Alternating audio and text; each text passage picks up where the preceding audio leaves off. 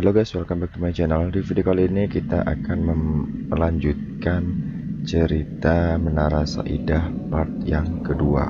Nah, buat kalian yang belum mendengarkan atau menonton video part yang pertama, aku sarankan buat kalian semua tonton dulu video Menara Saidah part yang pertama. Nah, kalian bisa langsung aja klik di atas ini ya guys ya. Oke.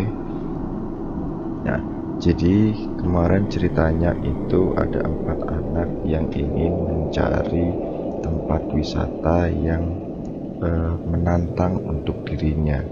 Nah, jadi kita di sini kita langsung aja masuk ke dalam ceritanya.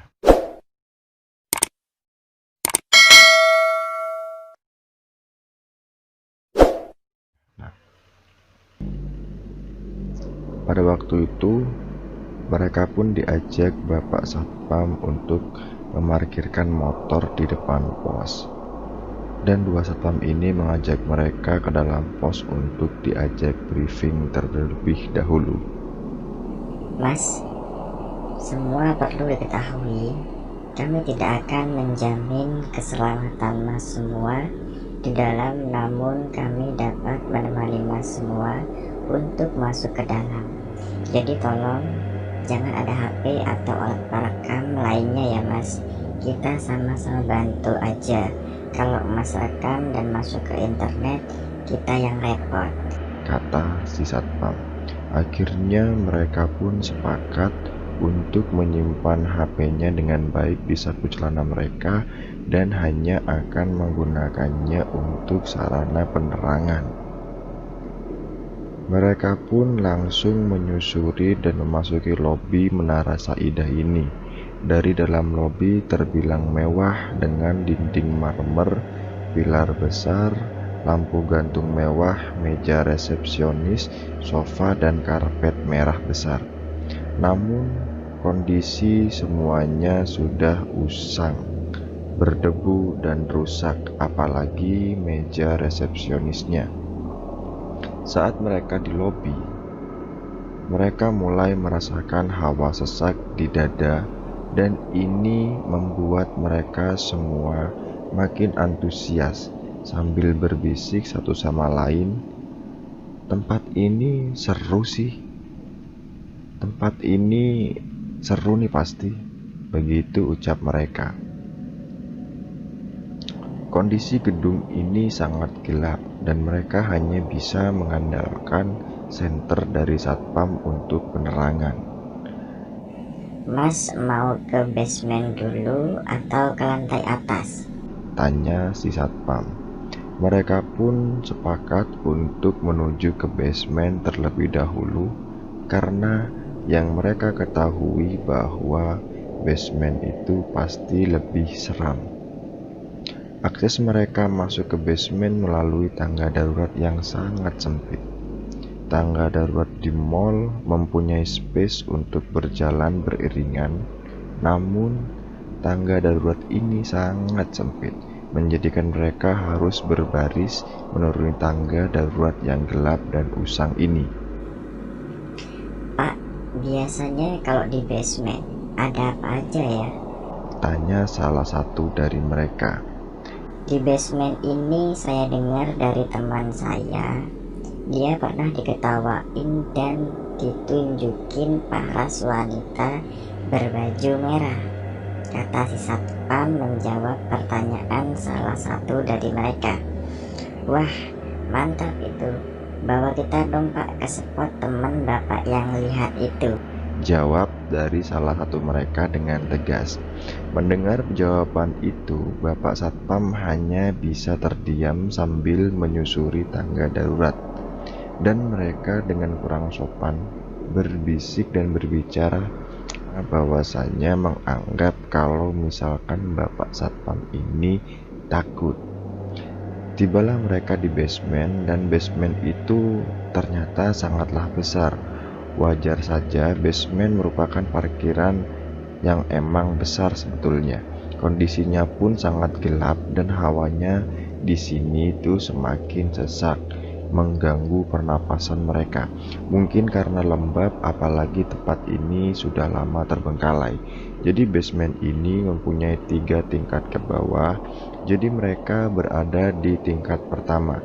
Mas, hati-hati langkahnya. Basement ini banyak lubangnya, kata Bapak Satpam yang memperingati mereka. Siap Pak, jawab mereka dengan serentak.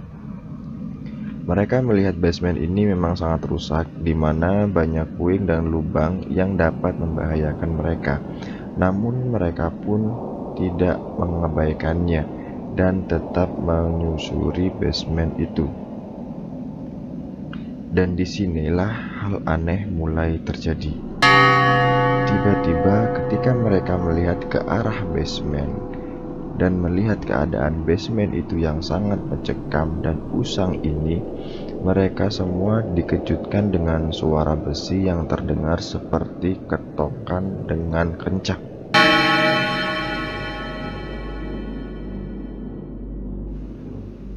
Bahkan Bapak Satpam pun ikut terkejut mendengar itu.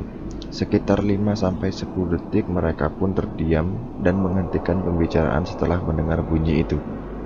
Dan salah satu dari mereka berkata, apaan itu? Kenceng banget suaranya. Secara tidak langsung jantung mereka pun mulai berdetak kencang dan sensasi merinding mulai merasuki kepala mereka semua. Salah satu dari mereka pun berpikir kalau suara besi itu hanyalah candaan salah satu satpam yang tidak ikut bersama mereka di kala itu.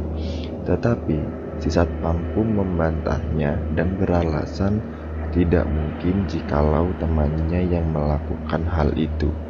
Tetapi dari keempat anak ini ada salah satu anak yang cukup pemberani, dan ia pun mencoba untuk mencairkan suasana dengan perkataan yang mengejutkan.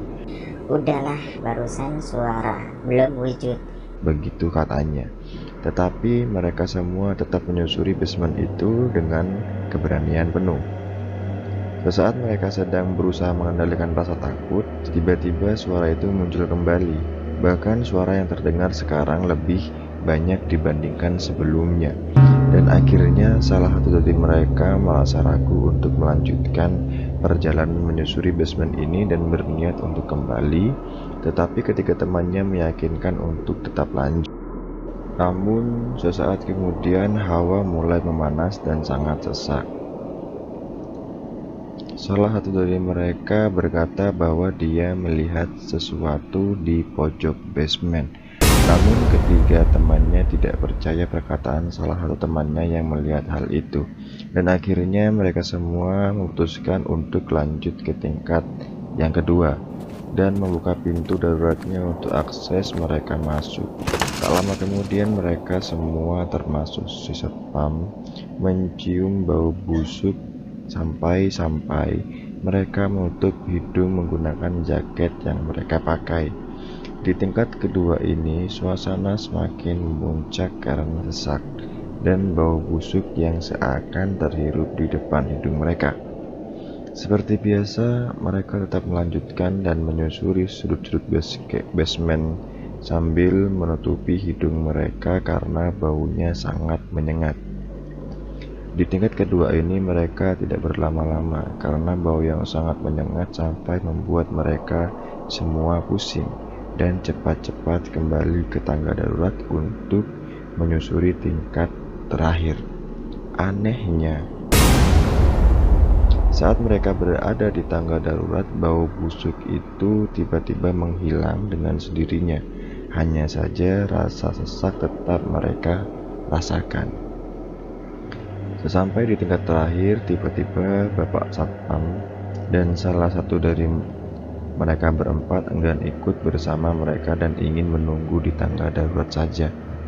Kalau si Satpam sendiri belum tahu pasti alasannya mengapa ia enggan ikut. Tetapi dari salah satu dari mereka yang enggan ikut, ia beralasan karena mulai pusing. Mengingat yang enggan ikut ini pernah melihat sosok di pojok basement tingkat 1 dan akhirnya hanya tersisa 3 orang saja. Mulailah mereka bertiga menyusuri basement dengan bermodalkan senter HP mereka masing-masing. Namun, sayangnya mereka memakai senter mereka dan tertawa-tawa dengan santai, dan tiba-tiba setelah mereka bertiga berhenti tertawa, mereka mendengar suara tawa balasan yang sama persis dengan suara mereka. Awalnya mereka pikir suara mereka bergema, namun suara mereka seperti di copy paste berulang-ulang. Mereka pun terdiam lagi dan mulai merasakan brain freeze, di mana rasa takut sudah ada di kepala. Tak berhenti di sana, lagi-lagi mereka pun mendengar suara seperti tembok yang dicakar-cakar, tetapi suara cakar itu sangat panjang dari atas ke bawah. Tiba-tiba mereka mempunyai ide gila di mana mereka akan berpencar di basement ini. Berpencarlah mereka, J dan C sudut kanan dan sisanya pergi ke sudut kiri basement. Sebenarnya si A ini masih bisa melihat lampu senter si C dan si C. Mereka menoleh ke belakang, namun ia tetap menyusuri sudut kiri basement dan tiba-tiba melihat seperti ruangan tunggu di mall, kemudian ia pun menghampirinya. Ternyata itu adalah ruangan beribadah lengkap dengan karpet masjid, selembar sejadah yang masih ada di atas karpet itu. Namun kondisinya udah berdebu dan usang. Mereka pun melihat ke dalam dan melanjutkan untuk menyusuri sudut kiri basement.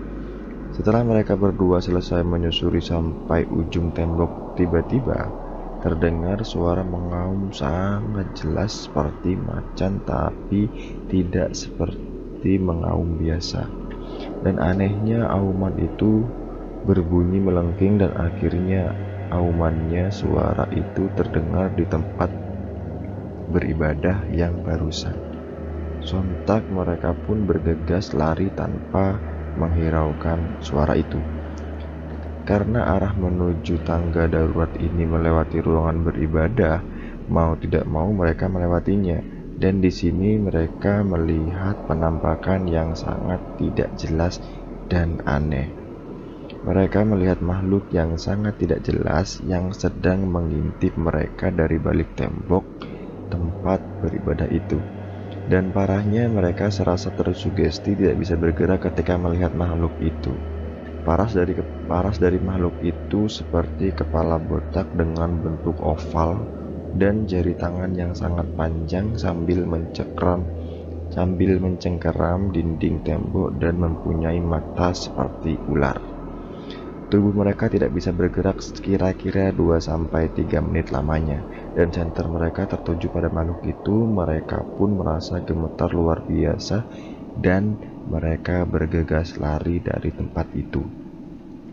Namun sayangnya salah satu dari mereka tidak bisa bergerak dan memaksa salah satu dari mereka berdua untuk membopongnya keluar. Dan pada akhirnya mereka semua pun memutuskan untuk pergi dari tempat itu menuju ke lantai atas dan langsung menuju ke pos satpam untuk pergi dari situ.